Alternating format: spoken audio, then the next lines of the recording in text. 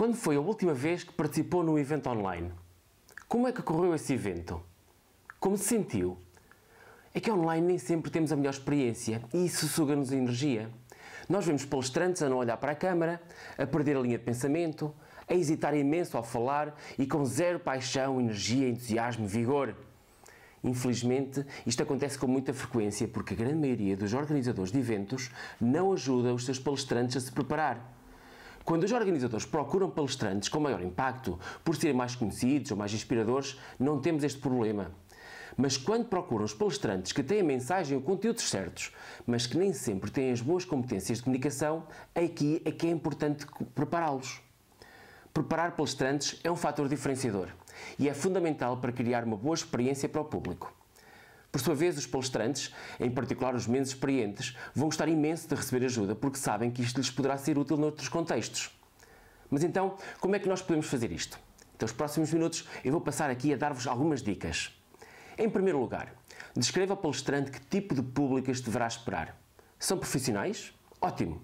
Que senioridade e experiência têm? De que setor são? E que outras informações podemos passar-lhes? São especialistas? Se sim, então sobre que tema é que são especialistas? Ou temas? São estudantes? De quê? Que idade têm? São maioritariamente homens, mulheres ou equilibrados?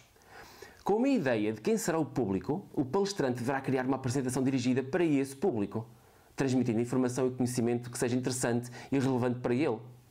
De seguida, deverá responder à seguinte pergunta ou perguntas, e são estas. O que quer que o público sinta, o que quer que o público saiba e o que quer que o público faça. E porquê estas perguntas? Bem, é muito fácil. Porque sentir. O palestrante deve tentar criar uma ligação de emoção com o público, deve cativar e reter a sua atenção.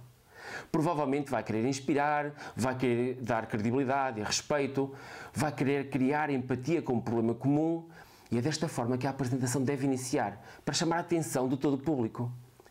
Sobre saber, aqui é importante transmitir toda a informação pretendida, ideal para este público. Vamos transmitir as nossas ideias e os nossos argumentos.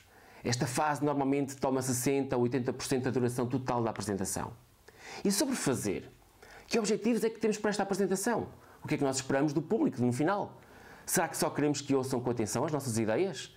Ou, pelo contrário, queremos que se envolvam nas nossas ideias? Será que procuramos convencê-los de um ponto de vista? Será que procuramos investidores? É desta forma que o palestrante deve terminar a sua apresentação. Ora, sabendo tudo isto, exatamente o que é que o palestrante quer dizer? Qual é a sua ideia? Qual é a sua perspectiva? Que visão é que quer partilhar? Devem focar apenas numa ideia e nada mais. Manter a mensagem simples para ser facilmente compreendida. E desta forma, não correm o risco de se distraírem, de divagar, nem começar a mencionar assuntos que não estão relacionados.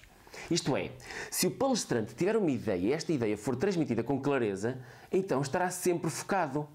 De seguida, quais são os argumentos para apoiar esta ideia? Aqui devem ser identificados, estruturados e partilhados 3 argumentos. E para estes 3 argumentos serem compreendidos por todos, idealmente devem consistir em, primeiro, uma história. Pode ser uma história pessoal, uma história de uma pessoa próxima ou de um cliente, mas tem que ser real e autêntica. Tem que ilustrar a ideia principal que queremos transmitir. Podemos também transmitir estatísticas. Estas devem ser marcantes. Quais são os grandes números que podem ser partilhados e que representam a realidade de uma forma clara, objetiva e sem criar quaisquer tipo de dúvidas? Por fim, devemos transmitir factos, idealmente desconhecidos ou novidade total para o público. É que as pessoas gostam de novidades, então os palestrantes devem partilhar algo de inédito. E assim é possível apelar ao coração e ao intelecto, à emoção e à razão. Ora, o palestrante deve ainda lembrar-se de que pontos é absolutamente fundamental não se esquecer. No meio de tanto trabalho, nervosismo, ansiedade, o risco de um palestrante se esquecer de dizer algo importante é muito elevado. Então deve fazer uma nota muito especial, um post-it num local próximo de uma câmara, por exemplo. Criar um lembrete dessas principais informações, tudo aquilo que nós não podemos de facto esquecer-nos de partilhar. Bem, estando preparado o conteúdo, e agora? O palestrante deve ou não deve utilizar slides? Bem, em muitos casos, devemos sugerir que não vale a pena utilizar os slides. Os palestrantes que consigam apoiar-se apenas em apresentações verbais e frontais terão muito maior impacto. E se isto é verdade em pessoa, Então, especialmente online, porque em apresentações online com slides, estas farão com que o público perca o paixão, perca o entusiasmo pelo tema.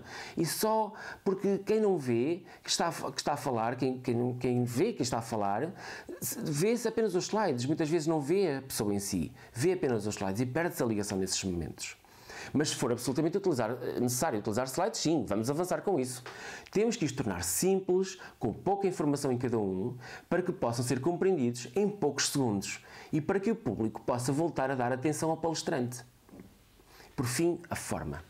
É um aspecto muitíssimo importante. É que os palestrantes devem deixar transparecer a sua paixão. Devem falar com gosto e entusiasmo. De que outra forma conseguirão ser convincentes? A mim parece-me impossível.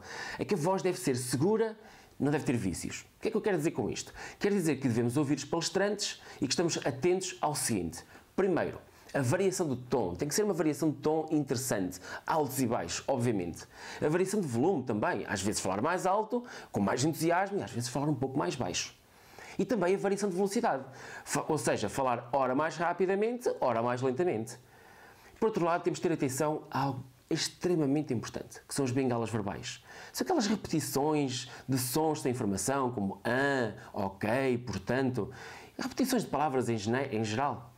Por exemplo, às vezes também alguns palestrantes prolongam o fim de uma palavra até ao início da seguinte, ou então repetem as palavras sempre até preencher pausas. Mas isto não deve ser um problema. Os palestrantes não devem ter receio de utilizar pausas. Não precisam estar constantemente a falar, sem um espaço, sem uma pausa para as pessoas refletirem. Depois de os ouvirmos, vamos dar-lhes feedback. Vamos ter que lhes dizer que tipo de bengalas verbais é que utilizam, sejam elas repetições, sejam elas estes ok's, portantos, ou então as palavras que nós estendemos do final de uma palavra até à palavra seguinte. E isso faz com que quem está do lado do público não vai gostar tanto. Depois de lhes darmos este feedback, eles devem integrar essas melhorias, voltar a ensaiar, voltar a melhorar. E depois disto, o que é que devemos fazer? Devemos focar nos gestos. Ora, os gestos devem ser o mais naturais possível.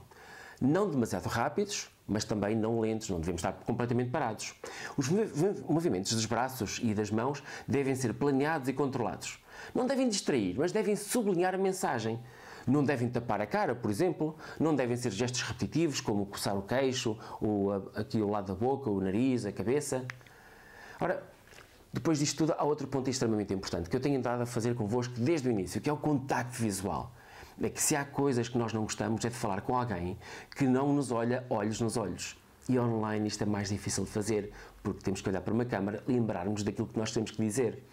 Então os palestrantes têm que ter em conta que quando falam online devem estar sempre a olhar para a câmara, não para, por exemplo, para um ecrã de computador. Imagina se eu estivesse a olhar para um ecrã de computador aqui à frente, imaginário, eu estava a falar para vocês daqui e continuava a falar durante 5 minutos, 10 minutos, um quarto de hora, mas não conseguia fazer a ligação. Então nós temos que pedir aos palestrantes, lembrá-los e ajudá-los para que eles olhem sempre para a câmara. Por fim, os palestrantes devem ensaiar e bastante, e os organizadores têm a responsabilidade de os ajudar nisso, de os obrigar até, e também, obviamente, dar a sua opinião. Eventualmente até podem ajudar contratando um expert para ajudar o orador propriamente dito, aliás, peço desculpa, o palestrante. E devem ensaiar. Eu já disse isto 2 vezes, vou dizer uma 3ª vez. Devemos ensaiar cada vez mais. Ensaiar as vezes que for necessário para ser natural e espontâneo. Até as transições entre as fases do discurso serem perfeitas. Até que o palestrante não precise de notas nenhumas nas mãos ou algo assim. Não existe aquilo, não pareceu natural, foi demasiado ensaiado. Na verdade, isso significa que não foi suficientemente bem ensaiado. Na maioria dos eventos, a qualidade dos palestrantes é um dos aspectos mais importantes na avaliação por parte dos participantes. A melhor forma de melhorar a experiência e percepção do público é melhorar os palestrantes e as suas apresentações. Se empregarem estas dicas, vocês vão ver como os palestrantes, nos vossos eventos, vão ser capazes de fazer apresentações melhores, mais simples, mais claras e com muito mais paixão e entusiasmo. Obrigado e bom resto de evento!